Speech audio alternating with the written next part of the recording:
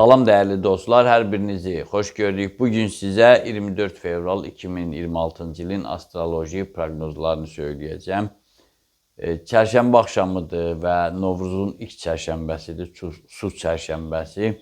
Qoy mübarək olsun. Həm Ramazan, həm su aydınlıq gətirən çərşənbədir. Dünyanın yaranışının ilk ünsürüdür. Su, od, torpaq və hava. Bu ardıcıllıq belədir. Bu barədə çox danışılmışıq. Sonuncuya bəzən yer çərşənbəsi deyirlər, nə bilim, torpaq çox yanlışdır. ASTV-də alimlərin içində bu barədə müzakirəmiz də olub. Mənim Avesta gerçək kitabımda da bu barədə yazılıb. Çox o tərəflərinə getmək istəmirəm. Detallara varmaq istəmirəm. Qoy mübarək olsun. İlk çərşənbə, artıq yazın ilk müjdəsi olan o çərşənbə gəlir. Çilə də bitib və yavaş-yavaş düzəlməyə doğru gedir. Təbiət oyanır, şər azalır, qaranlıq, zülmət azalır, işıq artır, xeyirxahlıq artır. Təki dünyamızı idarə edənlər bu xeyirxahlığa mane olmasınlar. Su çərşənbənizdə mübarək olsun. Oruç tutanlar, Allah oruçlarınızı qəbul eləsin, ibadətlərinizi qəbul eləsin. Gözəl şeydir. Təsəvvür, iftara da getsən bayram süfrəsinə, yaxşı ki, çox gecə düşmür, yəni gec saata düşmür, elə axşam tərəfi vaxta düşür, iş saatın sonlarına hətta düşür. Gözəldir. Bax, bu minvalla da gedək, bayrama qarışsın, o bayramın tövsiyələrinə də riayət edək və kanalımızda demək olar ki, hər gün gedir və çalışıram, hər axşam olmasa da 2 gündən bir canlı yayımda danışaq, biraz ruhani söhbət edək, biraz vətəndaş qınaqlı söhbətlərdən eləyək ki, rahatçılıq olsun. Biraz halsızlığımı yəqin ki, mənə bağışlayarsınız, neyniyək da, yaşlaşmışıq. Amma hər halda məlumatı, informasiyanı sizə çatdırıram. 24 fevral Qoç bürcü. Uğurlu təməllərə imza atmaq üçün şanslarınız olacaq. Potensialınızı tam ortaya qoymaq və yarımçıq işlərinizi tamamlamaq istiqamətində hər hansı maneə ilə üzləşməyəcəksiniz. Yəni, gücünüzü ortaya qoymaqda da hər hansı bir çətinliyiniz olmayacaq. Bir də yarımçıq işlərinizi də başa çatdırmaq üçün maneə olmayacaq. Əsas məsələ budur. Ümumiyyətlə, bugün qarşınızda əsaslı yeniliklər çox olacaq. Boğa bürcü. Bu qısa ay üçün planlarınız çoxdur. Lakin ümidli deyilsiniz. Yəni, çox olub, amma ümidli olmamışsınız. İlk növbədə bu baxışınızı dəyişməlisiniz. Deməli, necə deyərlər, fevralın bu ərəfəsini korlamaq olmaz. Son həftəsi sizin üçün ümumiyyətlə qızıl dövrdür əslində. Yəni, indiyə qədər yəqin ki, giləy güzar eləmişsiniz. Saat 12-16 aralığında, yəni 12-dən 4-ə qədər mühüm görüşləriniz olacaq.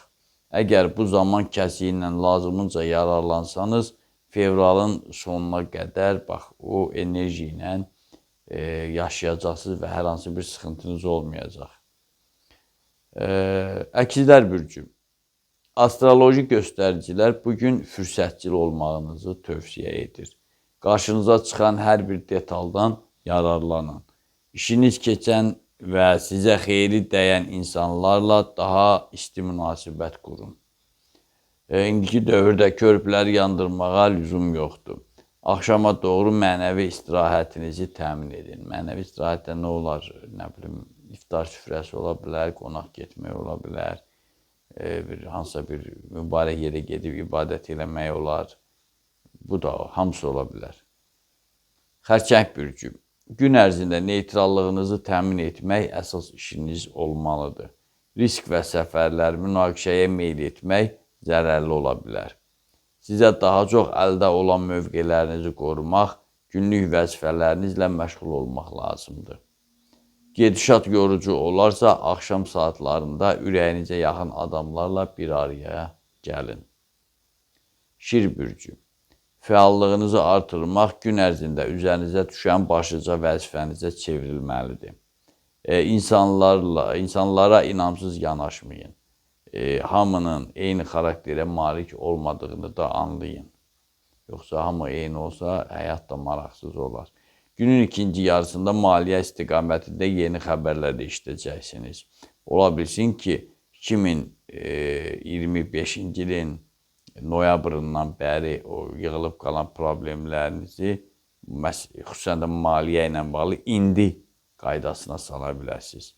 Yəni, bu ilin ilk uğuru, ilk belə deyim, bəlkə də 2026-nın elə ilk o maliyyə istiqamətinə uğurları məhz bugün başlayacaq. Bunu yaddan çıxarmayın. Qız bürcü. Qarşınızda duran bu təqvimdə həyatınızı zənginləşdirmək üçün böyük şanslarınız olacaq. Belə ki, rastlaşdığınız insanlar, qarşınıza çıxan yeniliklər bundan sonraki həyatınızı müsbətə doğru dəyişmək üçün əsl fürsətə çevriləcək. Qalır bunlardan lazımınca yararlanmaq. Qısaca deyək ki, gün xeyrinizə işləyəcək. Tam mənası ilə, tam heyəti ilə sizin xeyrinizə işləyəcək. Tərəzi bürcü. İlk növbədə əhatənizdə sabitlik yaradın ki, rahat işləyə biləsiniz. Ümumiyyətlə, bugün fikrinizi yayındıran, sizə əsəb gətirən işlərdən və adamlardan uzaq durun. Saat 12:14 və 19:21 arası, yəni 12-dən 2-yə, 7-dən 9-a olan ərəfədə sürprizlərin şahidi və ya iştirakçısı olacağınız da gözlənilir. Əqrəb bürcü. Necə deyərlər, sizin dövranınız bugündən başlayır. Bu səbəbdən də ötən dövrlərin problem və sıxıntılarını bir kənara atın. Hər bir hadisənin müsbət dəyərlərini mənimseyin. Səhər saat 11-dən özünüz də görəcəksiniz ki, uğurlu bir müstəviyə daxil olmuşsunuz. Ox atan bürcü. İşlərinizin artmasından narahat olmayın. Çünki yaxın zamanlarda bunun bəhrəsini mütləq görəcəksiniz. Bugün daha çox işgüzarlıq nümayiş etdirin ki, o müjdə daha tez gəlsin. Yorucu adamlardan, mənasız söhbətlərdən uzaq durun. Yalnız öz sağlam hədəflərinizə istiqamət götürün. Oğlaq bürcü. Əgər bugün münasibətlərdə sakitliyi təmin edə bilsəniz, qalan məsələlər çox müsbət istiqamətdə cərəyan edəcək. İndi sizə rəğbət mərkəzində olmaq, insanlar arasında nüfuzunuzu artırmaq daha vacibdir. Maddi duruma gəlincə bu təqvimdə sıxıntınız olası deyil. Su tökən bürcü. Soğuq dəymə ehtimalınızı nəzərə almasaq, bu tarixdən razı qalacaqsınız. Yəqin ki, proqnozumuzu dinlədiyiniz andan sağlamlığınıza diqqəti artıracaqsınız ki, bu proqnozumuz səhv çıxsın. Bunu bacarsanız, istər münasibətlərdə, istərsə də fəaliyyətdə hər şey ürəyinizcə olacaq. Ümumiyyətlə, həftənin bu təqvimi, bu bayram deyək, çərşənbə deyək, bu çərşənbə günü əsasən müsbət olacaq sizin üçün.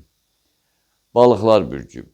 Günün ilk yarısını təmkinli tərzdə keçirsəniz, qalan vaxtlarda zaman xeyrinizə işləyəcək.